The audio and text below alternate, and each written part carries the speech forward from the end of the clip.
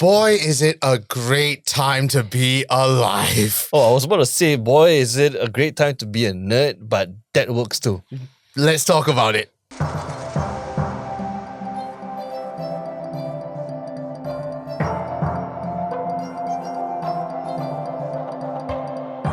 Hello there, Clapperheads, and welcome to a brand new edition of ClapperTalks. I'm Nick Dorian. And I'm Kelvin Tay. And we have literally just came back from Fantastic Four First Steps. And it is freaking fantastic. I'm trying to use other words I know, but the it really only is. word that is coming out of my mind and my mouth is fantastic. This movie really put the fantastic in Fantastic Four. I know a lot of people are going to be saying that, I'm sure, but it is absolutely 100% true. Now, to get things out of the way first, for people who have come here going, I'm feeling Marvel fatigue, it can't really be that great, it's Marvel. I wouldn't even go as far as superhero fatigue, just Fantastic Four fatigue. We have seen so many iterations of Fantastic Four. Yes. And I would say fourth time's the charm.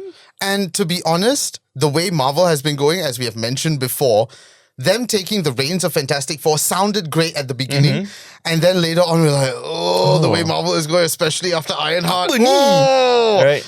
But now this is going to be a massive thing to say. And many people may disagree with me. This feels like we have gone back to phase 1 and phase 2 of Marvel. Marvel is back in the most truest sense of the word now. This really is Marvel at its finest. I honestly couldn't believe how much we enjoyed this film. To be fair, we went into the theater being like, Nick, my expectation is so low, and I'm glad I created a cornerstone for my expectations, because once the credits roll, everyone in the theater was literally just clapping. Yes. And I don't clap in a theater. Yeah. But I did for this one. I mean, okay, you saying our expectations were low already. Yes, there might be a little bit of that. But also our expectations were super low for Jurassic World Rebirth, and look what happened with that. So, to be fair, if you are watching this, you understand how low Marvel has come, right? Yeah. They ended Endgame on a highest high, and everything after that was just a roller coaster downhill. Except now. Until now. Also, want to get this out of the way, this is going to be a very spoiler-free episode. We are not going to touch anything, because when this is published, the film will be out in cinemas. Yeah. So, listen to us talk about Fantastic Four, because we will not spoil it for you, and we will just give you a huge understanding of why you should watch this. And after the break, we will come back and tell you everything we enjoyed about this film and why, the big why of why this film works. So stay tuned right after this. Bada bing, bada boom. Line him up, Johnny! She was right here. And Johnny thinks they had a moment. Now, in a nutshell, I think this is a film that has a lot of heart, a lot of fun, a lot of lightheartedness, but done right. I as I said that, I realized, Miss Marvel was fun. Ironheart also is technically fun. This one is fun in a way that you are 6 years old. You're anticipating Saturday morning cartoons. Yeah.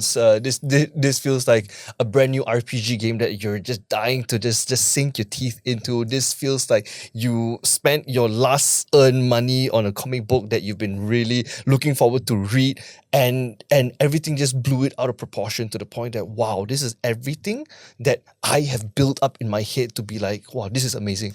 You were talking in the car this is how you felt when you first watched Iron Man. Yes. I totally agree with you. And I know I've said this before on the Superman episode, like this one makes me feel like, Captain America 1 and Iron Man 1 and Avengers 1.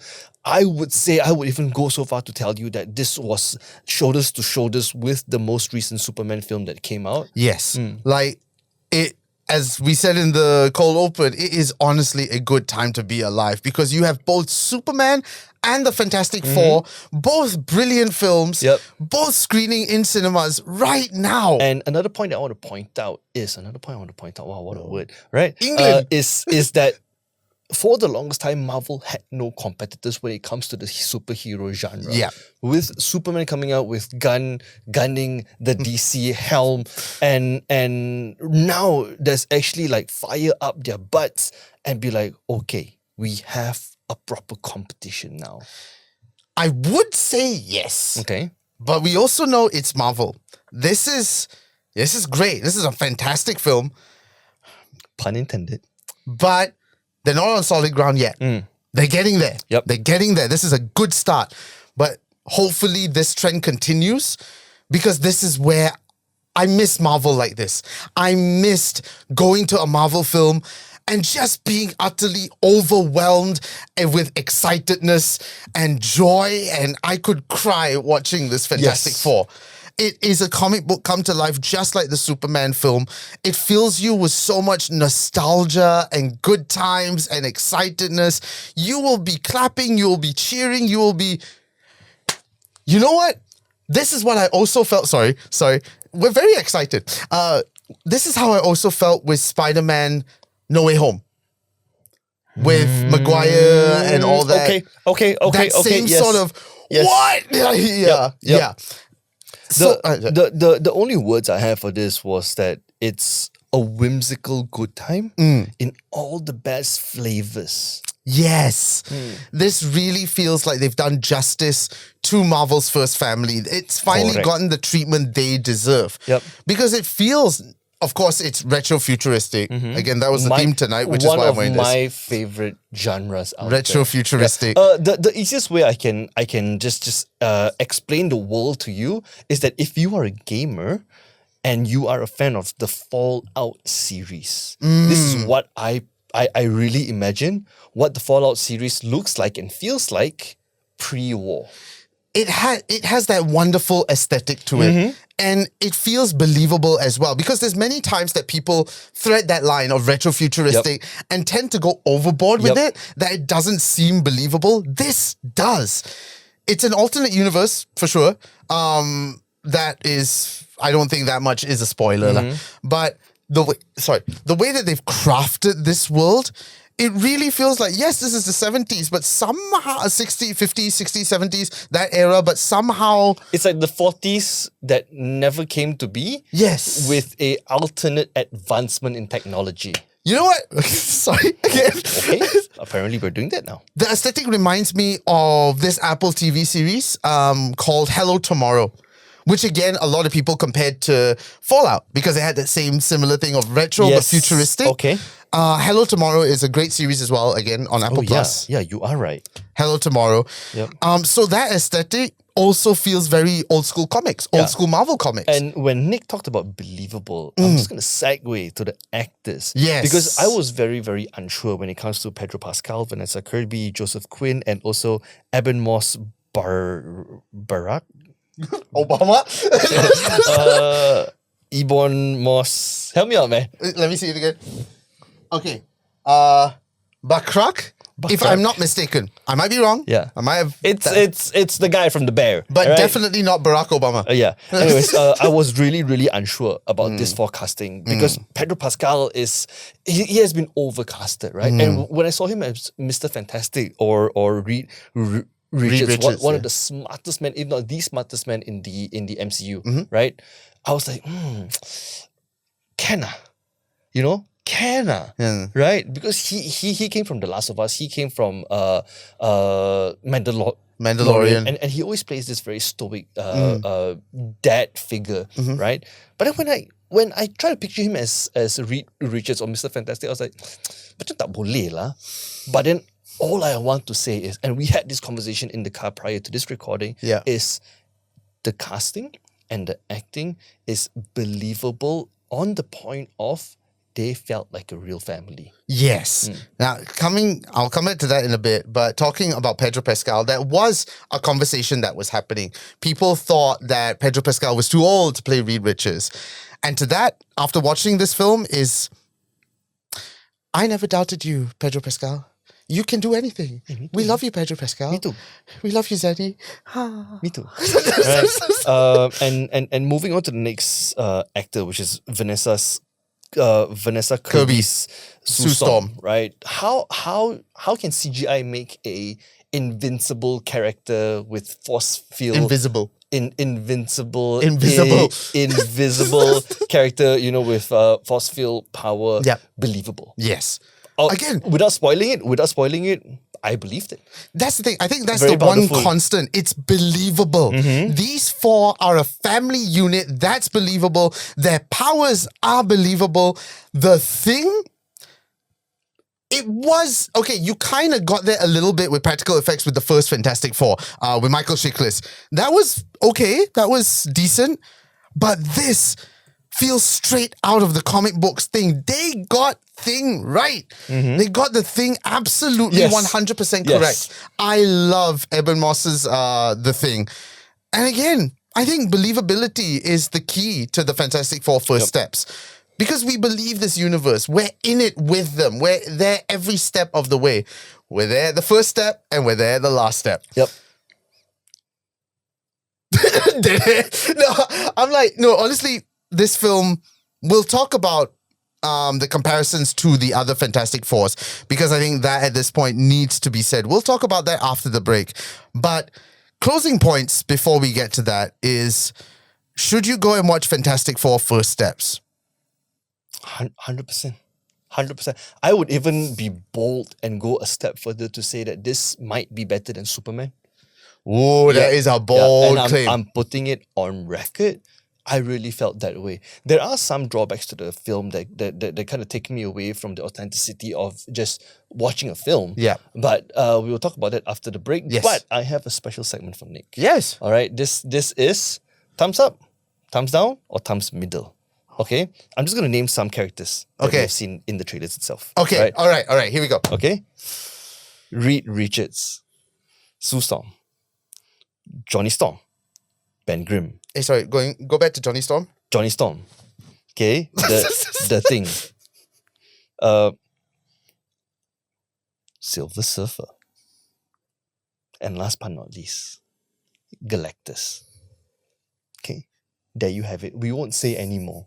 That's all thumbs up. Go right? watch Fantastic Four. Yep. It's in cinemas right now. Run there. Don't walk. Run. Book now. You will not regret it. Go watch Fantastic Four and stick around after the break, because we'll be discussing this Fantastic Four versus all the other Fantastic I got Fours. one more thing. Just to show you guys how kanchong we are, right? I legit still have the GSC bottle here. This is not sponsored by GSC. It's like we literally just finished the film and I still got water, and it's the yellow cap, so you know it's GSC. Like it is 11:58 right now PM, right? And we're doing this recording for you. We hope you enjoy it after the break. See you soon.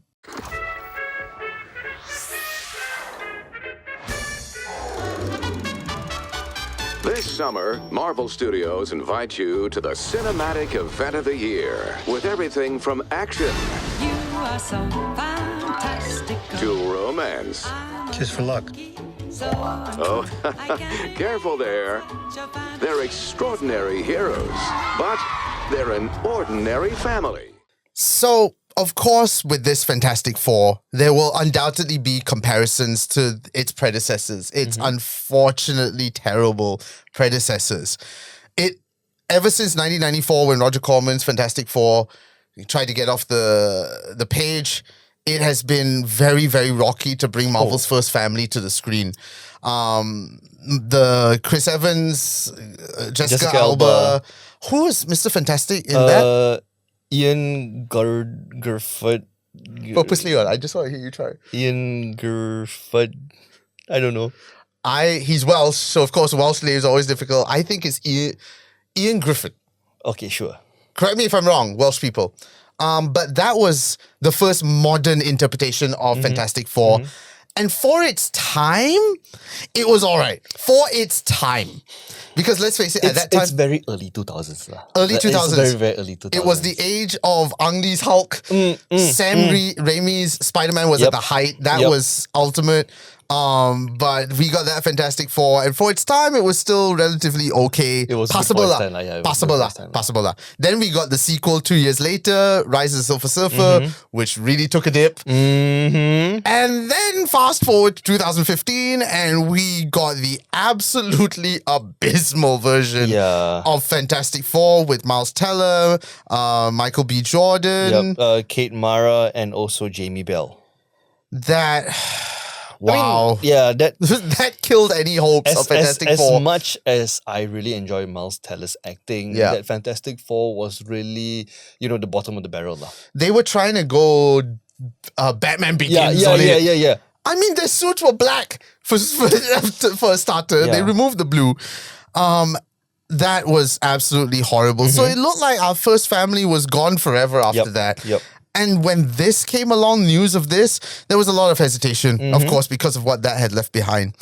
But thankfully, this has redeemed it. Yep. This has redeemed Marvel's first family. And I think what succeeded in this that never succeeded in that were twofold. One, they understood the family dynamics and the heart of Fantastic Four. Two, it's so respectful of its source material. Yep.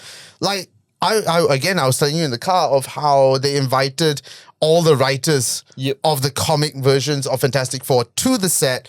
They worked with them throughout. They were very respectful towards it. And this is what happens when you respect the source material, what magic can come out of it.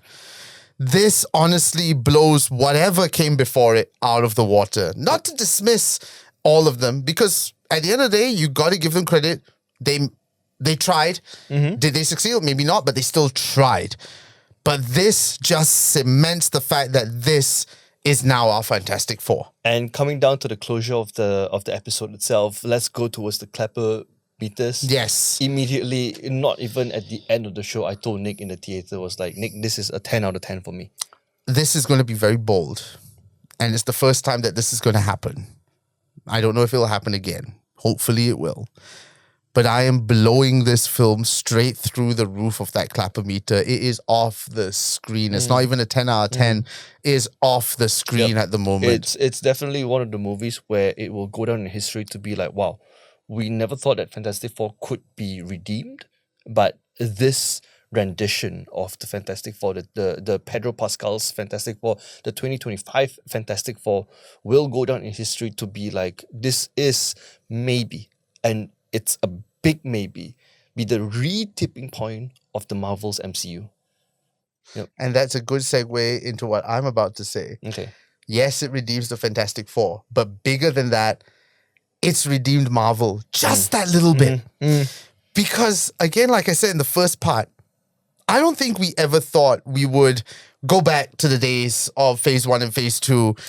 That was the height of Marvel. We're like, you know what? I think we've come to a point where we've accepted the knowledge that this is what we'll get from Marvel now. So for them to deliver this and give us that feeling again is something that I never expected Marvel to do. Fair enough. Adding on to your sentiment, is this a tipping point to getting back on track again? Hopefully. But again, keeping my expectations to a neutral. Yep. But hopefully this is good news for the rest of the Marvel Cinematic Universe that is yet to come. 100% agree. So again, go and catch Fantastic Four First Steps. It is in cinemas right now. Go and catch it in IMAX if you can, because you won't regret it. Not if you can. You have to Must. watch it in IMAX. You must. Must watch it in Must IMAX. watch it in IMAX, yes, correct. And as always, I am Nick. And as always, you can check us out on all social media at ClapperCorn on Instagram, TikTok, and Facebook as well. And YouTube. Go and subscribe to that YouTube, because we are damn close to 1,000 subscribers. So go and subscribe to that YouTube channel at ClapperCorn. And if you want to learn more about the Malaysian podcasting space, you can always visit www.renegadeplus.com or visit our TikTok and Instagram at RRP Malaysia. There you go. And as usual, I've been your host, Kelvin Tay, I am Nick Dorian. and we will catch you very, very soon. Keep watching the movies. Ka-chow. 3, 2, 1.